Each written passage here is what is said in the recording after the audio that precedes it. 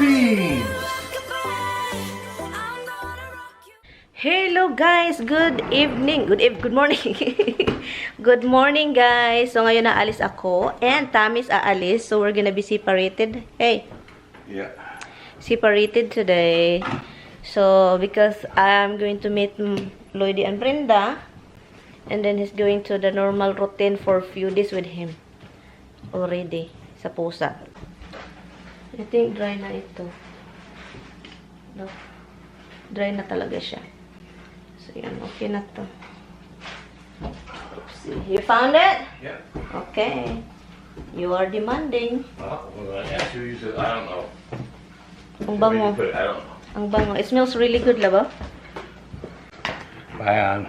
Drive careful, ha? You too. Have fun. You're so wet. You're silly wet. Sweat. Yeah. Bye, guys. We will be right back. I love you, Han. Alis na ako dito.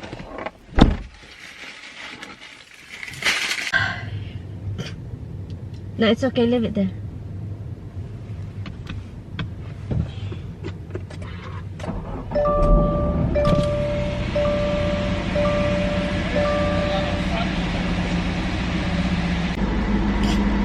You go first, Tommy. Tommy.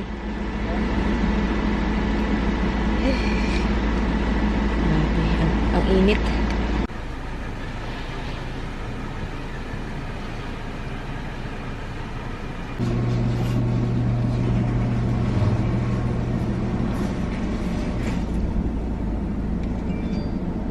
You close? Did you close mine? Okay, go. Love you. I'll call you later, okay? Ito na nga, pag mag-meet na talaga kami guys, ang una namin ginagawa is kain, o diba? Bawal pumayat. So, andito kami sa Filipino store, sa Food Bites, kung saan kami palagi. And yun, kaming tatlo, mga sapatos namin, ako lang yung pangit, charot. So, ang mahal dito guys, mamili sana ako ng bulaklak. Pero ang mahal, alam nyo yung isang fake na bulaklak, $19. Ang mahal ng mga bulaklak dito guys. Grabe, asa na yung dalawa? Kasama ko yung dalawa. Ang mahal ng mga bulaklak dito, oh. Grabe, ang mahal. Ito, oh, maganda ito, oh.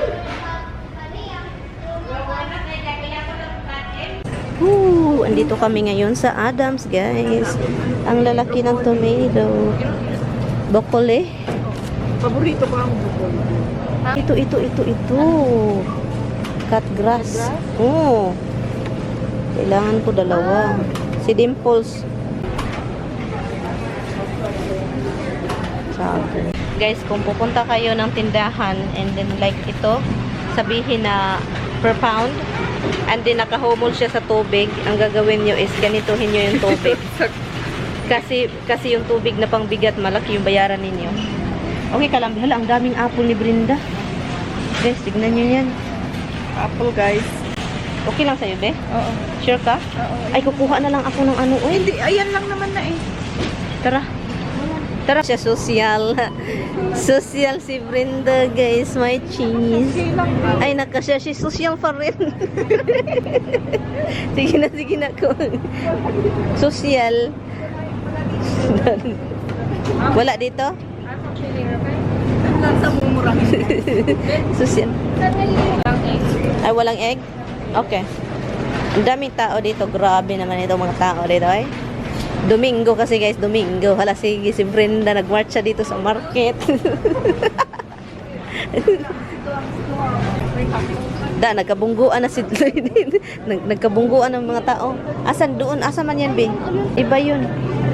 Ay, ito yun, mga potato.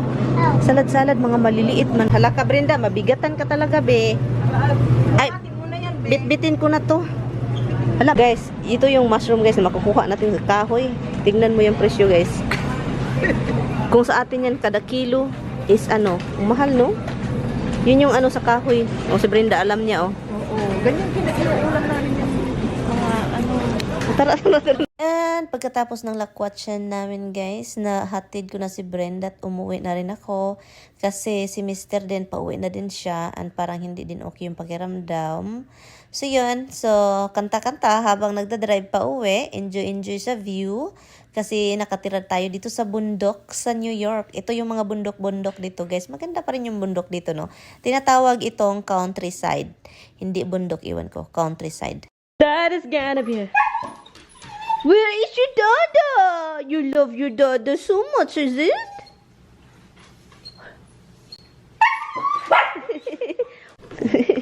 I love you, baby monkey. I love you. Come on, go get dada. Hi guys, pagdating ko dito guys, luto agad. Bumili ako ng broccoli rub para kay Tami. Para din may makain siya na gulay. Nabuburyo na ata yun sa sa balik-balik na mga pagkain. And so yun, broccoli rub. Paborito kasi niya tong broccoli rub guys. Doon siya nakahiga lang. Nanonood ng palabas. Pinapanood na palabas.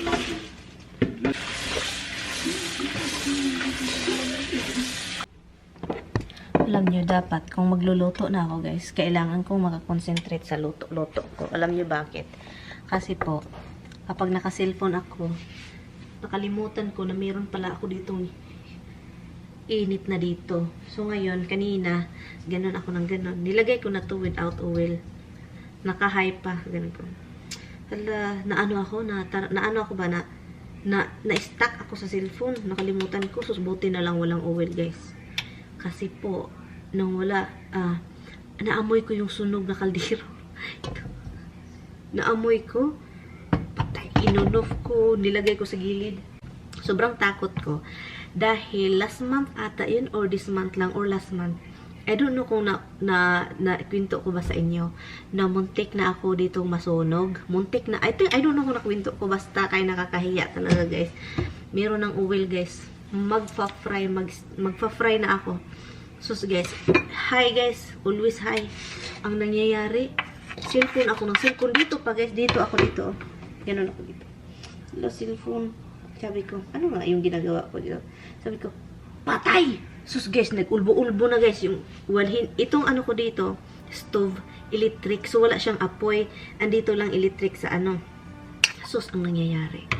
Dahil sa sobrang init na high niya, yung init, dahil sa sobrang init, and then may oil, yung apoy guys, gumawa, yung electric, gumawa ng apoy. Pshunk! Pshunk! Pshunk! Kapag ganun sabi ko, oh my Lord! Alam nyo naman yung oil, guys, kapag sobrang init na, or sobrang init, high na, iwan ko kung ilang minuto ko siya talaga nakalimutan guys. Sus, ginuo ko guys, nag-aso-aso na guys. Umuusok-usok na dito. Sabi ko, aduh. Sabi ko kay Tami, Han, muntik na masunog yung bahay. Kasi gumagano na talaga. Walang apoy ha. Electric ito. Gumagawa ng apoy.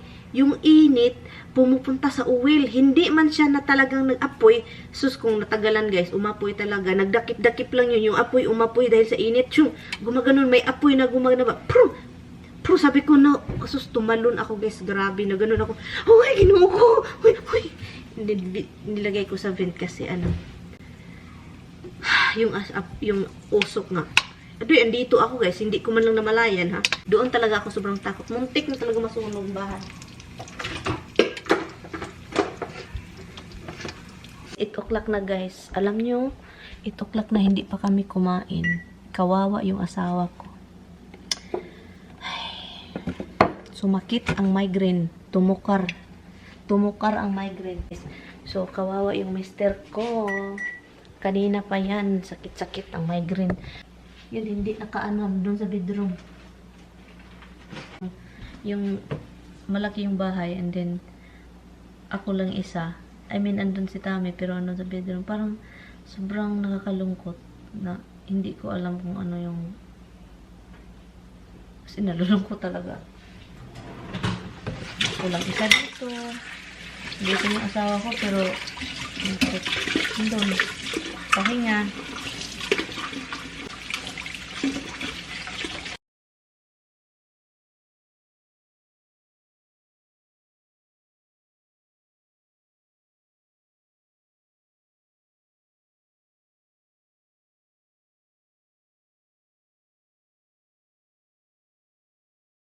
9:33. Ngayon lang kami nakatapos kumain kasi bumangon si Tami 9 o'clock. Nagalit siya kasi bakit daw hindi pa ako kumain. Sabi ko, naghintay sa'yo. So yun, sabi pa niya, kaya napakain tuloy siya kahit ayaw niya. Ayaw pa rin niyang kumain eh. Kasi sabi ko, kaya naghintay ako para makakain siya. Kasi mas lalong sasakit yung ulo niya kapag hindi siya kumakain. Kaya hinintay ko talaga. At ako pa yung pinagalitan. Anyway, thank you so much guys for watching. I-end ko na to guys kasi wala namang ganap. So yun. I will see you guys na lang bukas. Salamat sa panonood.